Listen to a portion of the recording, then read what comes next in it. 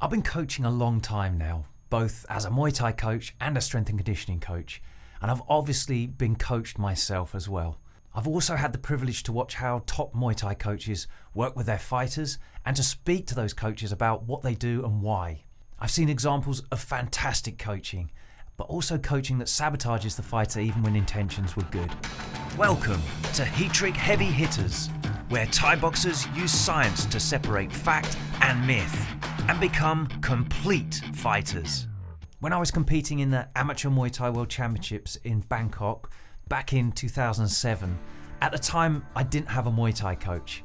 A bit weird, I know, and perhaps that's a story for another time.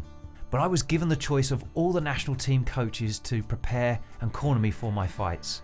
And I chose the awesome Vinny Decon, who at the time was coaching in London at KO Gym in Tottenham. Vinny had seen me fight many times on the amateur shows hosted in Tottenham, fights that had led to my selection for the national team. And Vinny had always been very supportive of me. He knew me better than any of the other coaches in the national team. We had rapport and I trusted him. His Muay Thai knowledge is second to none, but I also felt he was a true coach. While fighting at the World Championships, Vinny prepped me for each fight and cornered for me too. And to say I learned a lot is an understatement, and I'll forever be in debt to Vinny, not for just how he nurtured me to perform my best in 3 successive fights, but also how he taught me to coach. Coaching isn't just about the physical. As anyone who stepped into the ring can attest to, it's about 90% psychological. And this takes someone with empathy, who listens, who can read body language to get the best out of a fighter. It's as much about what you don't say as what you do say. Coaches should act as a filter to remove all the chatter that's clouding the priority focus. A coach's knowledge and understanding, along with a more observational perspective of the fighter's current situation, can turn fortunes around.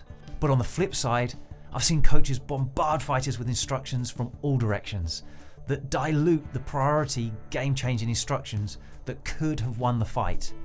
I've tried cornering for fighters while other coaches have spewed 10, 15, 20 instructions over my shoulder at the fighter between rounds. And this doesn't help. It's the Pareto rule again. Give the fighter the 20% of the instructions that will get 80% of the result, not the other way around, or you'll get paralysis by analysis. It was only when these other coaches ran out of ideas and quietened down that I could get into the fighter and change their fortune. And this was simply by giving 2 or 3 critical things to do each round. That's it. Task clarity is key, whether that's during the fight itself or during training. Ticking off the coach's instructions one by one in priority order should move you closer to your goal. So take a look at your training if you're a fighter, or how you interact with your fighters if you're a coach, and see what you can strip away. Remove the distractors to reveal the gold. Vinny Decon helped me to perform my best in Bangkok, and he did this by targeting my focus on what was needed, allowing me to forget the rest.